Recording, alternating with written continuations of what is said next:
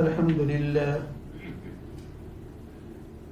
لله نحمده ونستعينه ونستغفره ونؤمن به ونتوكل عليه ونعوذ بالله من شرور أنفسنا ومن سيئات أعمالنا من يهده الله فلا مضل له ومن يضلله فلا هادي له وأشهد أن لا إله إلا الله وحده لا شريك له وأشهد أن سيدنا ونبينا ومولانا محمدا عبده ورسوله أرسله الله تعالى إلى كافة للناس بشيرا ونذيرا وداعيا إلى الله بإذنه وسراجا منيرا صلى الله تعالى عليه وعلى آله وأصحابه وأزواجه وذرياته وأهل بيته وطاعته أجمعين أما بعد فقد قال الله تبارك وتعالى في القرآن المجيد والفرقان الحميد أعوذ بالله من الشيطان الرجيم بسم الله الرحمن الرحيم يا أيها الذين آمنوا كتب عليكم الصيام كما كتب على الذين من قبلكم لعلكم تتقون وقال الله تبارك وتعالى في مقام الآخر فسأكتبها للذين يتقون رحمتي وسعت كل شيء صدق الله مولانا العظيم إن الله وملائكته يصلون على النبي يا أيها الذين آمنوا صلوا عليه وسلموا تسليما اللهم صل على محمد وعلى آل محمد كما صليت على إبراهيم وعلى آل إبراهيم إنك حميد مجيد. بزرگان محترم، اللہ تبارک و تعالیٰ کا یہ بڑا کرم اور احسان اور فضل ہے کہ اس کریم ذات نے مجھے اور آپ کو دین کا ہم فریضہ نماز جمعہ ادا کرنے کے لیے یہاں جمع فرمایا. ہم دعا کرتے ہیں کہ اللہ تبارک و تعالی ہماری اس نماز جمعہ کو اور ہماری اس جمع ہونے کو اپنی بارگاہ میں قبول و منظور فرما کر اسے ہم سب کے لیے دنیا اور آخرت میں نجات اور ہدایت کا ذریعہ بنا دے. آمین. سب سے پہلے ہم اللہ تبارک و تعالیٰ کا اس بات پر شکر ادا کرتے ہیں کہ اس رب کائنات نے ایک مرتبہ پھر ہمیں رمضان کا رحمتوں والا، برکتوں والا، مغفرت والا مہینہ عطا فرمایا. دعا کرتے ہیں کہ اللہ تعالیٰ اس ماہ مبارک کو عافیت کے ساتھ، صحت کے ساتھ، سلامتی کے ساتھ، عبادت کے ساتھ، اپنی رضا کے ساتھ، تقوی کے ساتھ، رحمتوں اور برکتوں کے ساتھ، اللہ تعالیٰ آسانی کے ساتھ مکمل فرما کر اس کی ساری خیر و برکت سے ہمیں مالا مال فرمائے. آمین. رمضان المبارک کا یہ پہلا جمعہ ہے اور رمضان المبارک کا پہلا عشرہ ہے.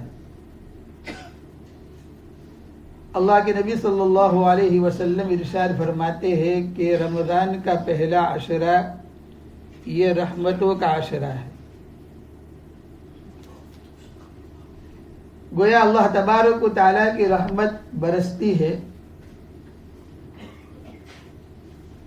تو یہ رحمتوں والا عشرہ ہے. پہلے 10 دن رحمتوں کا عشرہ ہے.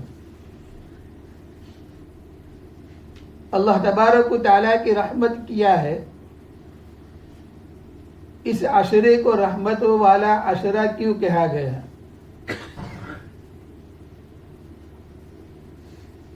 چنانچہ اللہ تبارک و تعالیٰ کی رحمت اس کو اگر سمجھنا ہو تو آدمی جب قرآن پڑھتا ہے تو اس وقت ہی جب وہ بسم اللہ پڑھتا ہے اعوذ باللہ کے بعد، تو سب سے پہلے اللہ کہتا ہے شروع کرتا ہوں، ہم سب کہتے ہیں میں شروع کرتا ہوں اللہ کے نام سے جو بڑا مہربان اور رحیم، بہت زیادہ رحم کرنے والا ہے۔ معلوم ہوا کہ اللہ تبارک و تعالیٰ نے سب سے پہلے اپنی رحمت اور مہربانی کا ذکر کیا۔ پھر جب سورہ فاتحہ پڑھتے ہیں تو اس میں بھی الحمدللہ، تمام تعریف اللہ تعالیٰ کے لیے ہے جو سارے جہانوں کا پالنہار ہے، رب العالمین۔ اور پھر فوراً کہا گیا الرحمن الرحیم، اس کی صفت یہ ہے کہ وہ مہربان بھی ہیں اور بہت زیادہ رحیم بھی ہے، رحمت والا بھی ہے۔ لیکن اللہ کی رحمت کہاں ہے؟ اللہ کی رحمت کس پر ہے؟ تو قرآن مجید میں سورہ اعراف میں اللہ تبارک و تعالیٰ نے اس کا بیان کیا، اور اللہ نے کہا کہ رحمت وسعت کل شیء، رحمتی وسعت کل شیء، کہ میری رحمت تمام چیزوں کے اوپر محیط ہے، یعنی ہر ایک میری رحمت کے نیچے ہے۔ انسان، جنات، جانور، چرند پرند، درندے، نباتات، جمادات، جتنی مخلوق ہے ساری کی ساری اللہ کی رحمت کے نیچے ہے۔ حدیث میں آتا ہے کہ اللہ تبارک و تعالیٰ نے جس وقت مخلوقات کو پیدا کرنے کا ارادہ کیا تو اپنے عرش کے اوپر اللہ تعالیٰ نے لکھ کر یہ لٹکا دیا، آویختہ کر دیا، یہ بورڈ لگا دیا عرش پر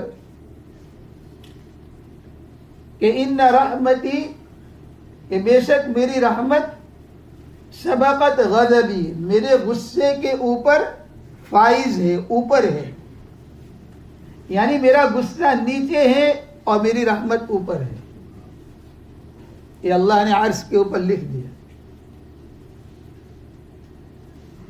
اور اللہ تبارک و تعالیٰ کی رحمت ہی کا یہ خاصہ ہے کہ اس رحمت کی وجہ سے پوری کائنات کا کارخانہ چل رہا ہے۔ جب قرآن میں اللہ نے کہا رحمتی وسعت کل شیء، تو سب نے دعویٰ کیا، شیطان نے کہا، ابلیس نے، کہ میں بھی ایک شے ہوں، میں بھی ایک چیز ہوں۔ جیسے لکڑا ایک چیز ہے، ممبر ایک چیز ہے، کھانا ایک چیز ہے، انسان ایک چیز ہے، تو اللہ نے کہا کل شیء، تمام چیزوں پر۔ تو شیطان نے کہا میں بھی داخل ہوں اس میں، تو اللہ کی رحمت میرے اوپر بھی ہے۔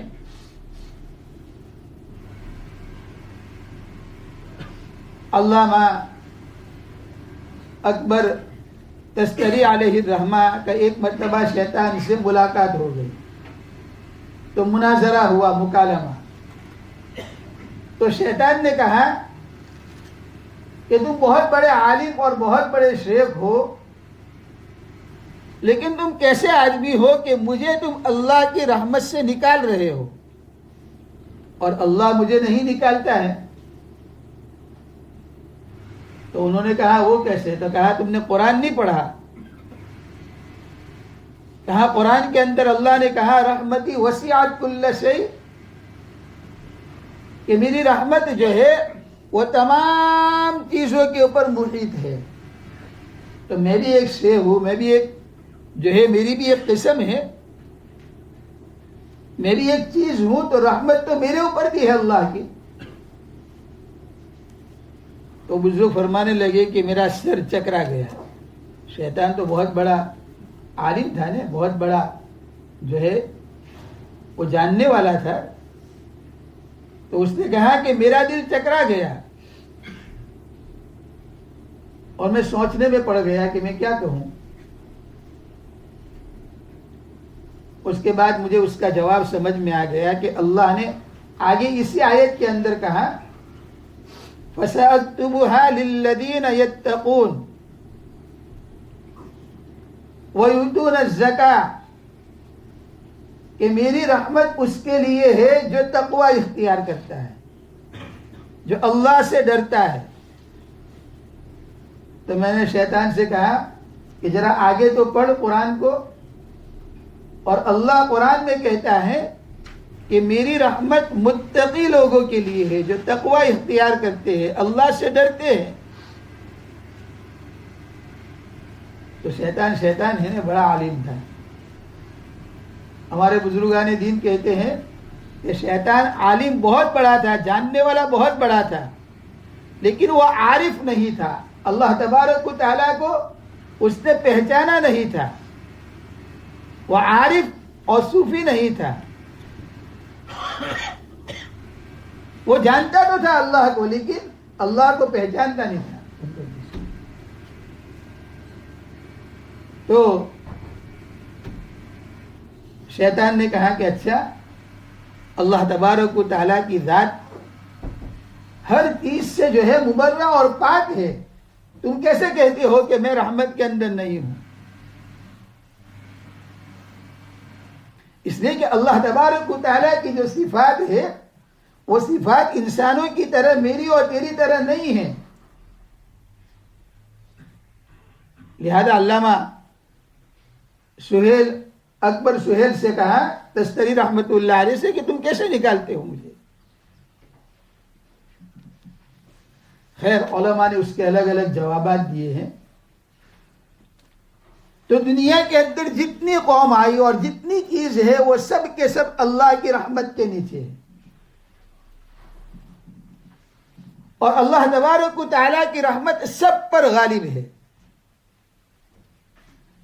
روایتوں میں آتا ہے کہ آپ علیہ الصلوۃ والسلام جب معراج میں گئے اور جب 7ویں آسمان کے اوپر پہنچے تو حضرت جبرائیل علیہ الصلوۃ والسلام نے کہا، یا رسول اللہ صلی اللہ علیہ وسلم ذرا آہستہ چلیے. حضرت موسیٰ علیہ الصلوۃ والسلام سے ان کی قوم نے کہا کہ موسیٰ، کیا تمہارا رب نماز پڑھتا ہے؟ تمہارا رب نماز پڑھتا ہے؟ تو اللہ اللہ کرتا ہے، میرا رب کرتا ہے، تو کیا تیرا رب بھی نماز پڑھتا ہے؟ تو حضرت موسیٰ علیہ الصلوۃ والسلام جلا لیتے، غصہ آ جاتا تھا فوراً. اور بنی اسرائیل کی عادت یہ تھی کہ وہ بیہودہ سوالات بہت کرتے تھے، بیکار کے سوالات. تو حضرت موسیٰ علیہ السلام نے کہا، تم کیسی قوم ہو، تمہیں کوئی سوال بھی جو ہے وہ صحیح طور کے اوپر تمہارے دماغ میں نہیں آتا ہے، تم الٹے ہی سوال کرتے ہو. کیا اللہ تبارک و تعالیٰ نماز پڑھتا ہے؟ اللہ کی تو عبادت کی جاتی ہے، اللہ کے لیے تو نماز پڑھی جاتی ہے. پھر وہی سوالات تم نے شروع کر دیے. اللہ تعالیٰ تو سب جانتے ہیں. پوچھا موسیٰ کیا ہوا؟ بہت غصے میں آ گئے، تمہارا دل بہت تنگ ہو گیا، ناراض ہو گئے. تو کہ اللہ تجھے معلوم ہے وہی بیہودہ سوالات جو بنی اسرائیل کرتا رہتا ہے. تو اس نے کہا مجھے کہ کیا موسیٰ سے مجھ سے پوچھا کہ تیرا رب، تیرا خدا نماز پڑھتا ہے؟ تو اللہ تعالیٰ نے کہا کہ موسیٰ، ہاں، تمہاری قوم سے کہو کہ میرا رب بھی نماز پڑھتا ہے، میرا رب بھی نماز پڑھتا ہے. اللہ نماز پڑھتا ہے لیکن ہماری طرح نہیں پڑھتا. اللہ نماز پڑھتا ہے، کہا میں بھی نماز پڑھتا ہوں، موسیٰ کہو. تو آپ علیہ الصلوۃ والسلام جب آسمانوں پر گئے تو حضرت جبرائیل نے کہا، یا رسول اللہ صلی اللہ علیہ وسلم ذرا آہستہ قدم سے چلیے، اس لیے کہ تمہارا رب نماز پڑھ رہا ہے. اللہ نماز پڑھ رہا ہے. تو اللہ کے نبی نے جبرائیل سے پوچھا یا رسول اے جبرائیل کہ اللہ بھی نماز پڑھتا ہے, میرا رب بھی نماز پڑھتا ہے؟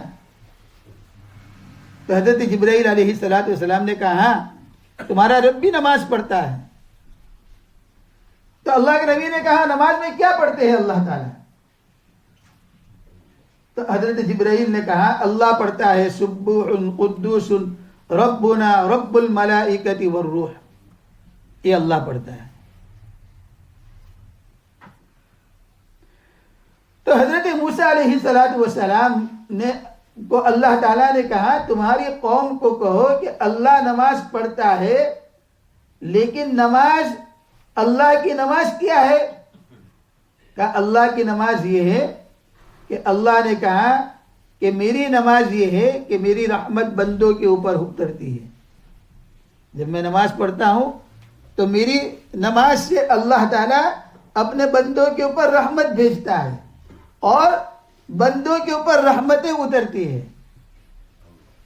تو میرے غضب اور میرے غصے کے اوپر میری رحمت اوپر ہے, لہذا گویا کہ اللہ تبارک و تعالیٰ کی رحمت ہر چیز کو محیط ہے, ہر چیز کے اوپر چھائی ہوئی ہے. اور اللہ کی نماز کیا ہے؟ کہا بندوں کے اوپر رحمت بھیجنا.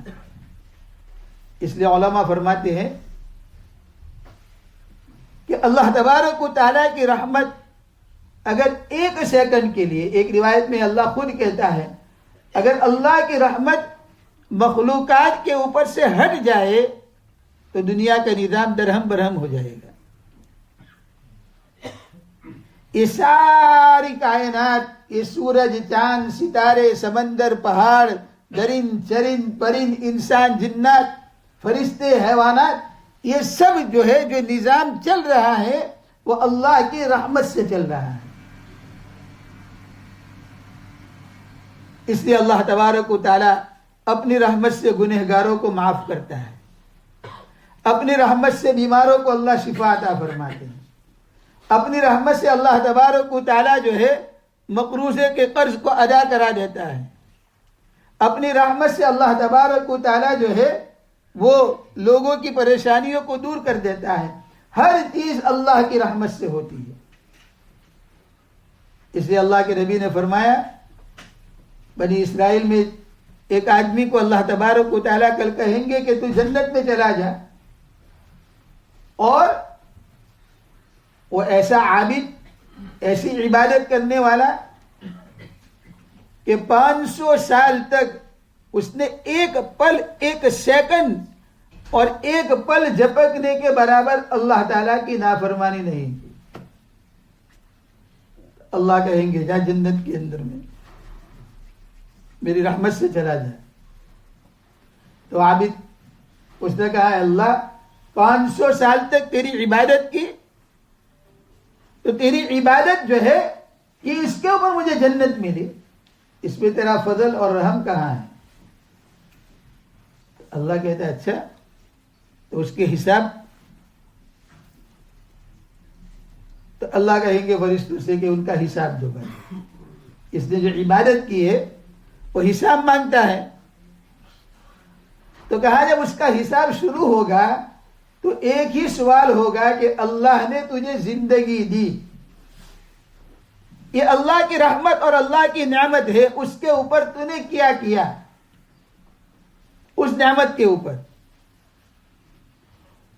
کس طرح تیرا وجود ہوا. کہا کہ وہ ایک سوال کا جواب نہیں دے سکے گا, تھک جائے گا, اس کو پیاس لگے گی, وہ اللہ سے کہے گا مجھے پانی دے دے, اور پھر وہ کہے گا کہ اللہ میں اپنی عبادت سے جنت میں نہیں جا سکتا ہوں, تیری رحمت ہی سے جا سکتا ہوں, بس اپنی رحمت کو میرے اوپر اتار دے تاکہ میں جنت میں داخل ہو جاؤں. حضرت عائشہ رضی اللہ تعالی عنہا نے اللہ کے نبی سے کہا کہ تم بھی اللہ کی رحمت کے بغیر جنت میں نہیں جاؤ گے؟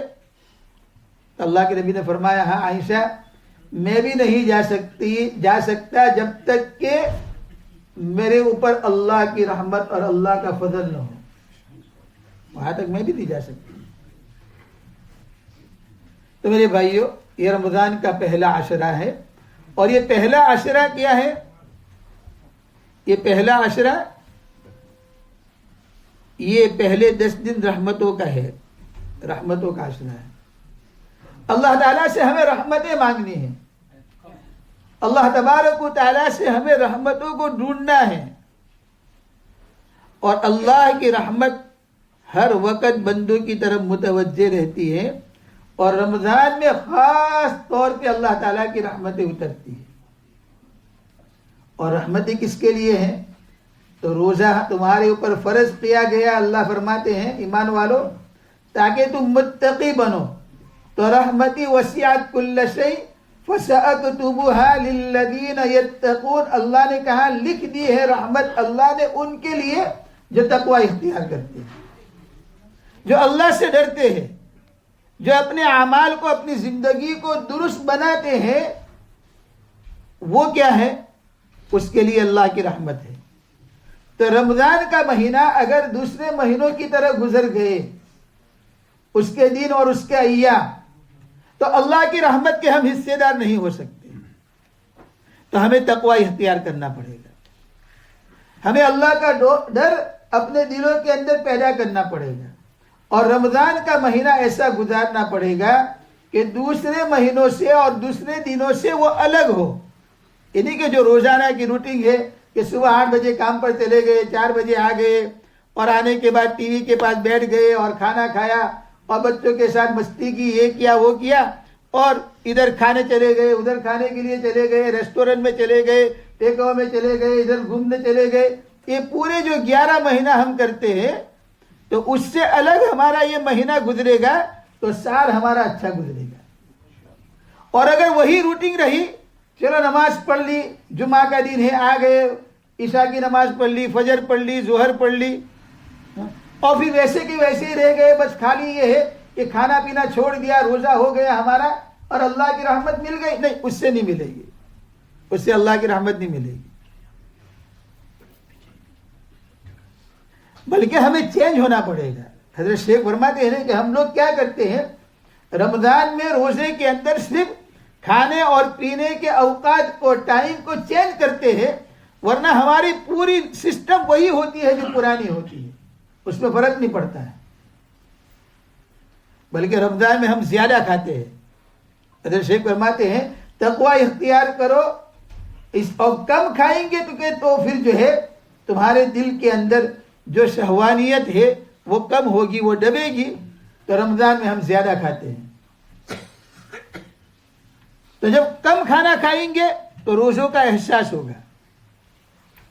اس لیے میرے بھائیو، یہ جو ہے متقی اور تقوی، یہ کیا ہے؟ اللہ تبارک و تعالیٰ کی رحمتوں کا عشرہ جو پہلا 10 دن ہے، آئندہ جمعہ کو یہ 10 دن پورے ہو جائیں گے، پھر دوسرا عشرہ شروع ہوگا۔ تو یہ پہلے 10 دن کے اندر اللہ تعالیٰ سے مانگنا ہے، اللہ سے دعائیں کرنی ہے، اور اللہ سے کہنا ہے اللہ یہ رحمت میرے اوپر دنیا میں بھی قائم رکھ، موت کے وقت بھی، قبر میں بھی، اور آخرت میں بھی قائم رکھ۔ اللہ تعالیٰ ہم سب کو اپنی رحمتوں سے مالا مال فرمائے، آمین۔ وآخر دعوانا ان الحمد للہ رب العالمین۔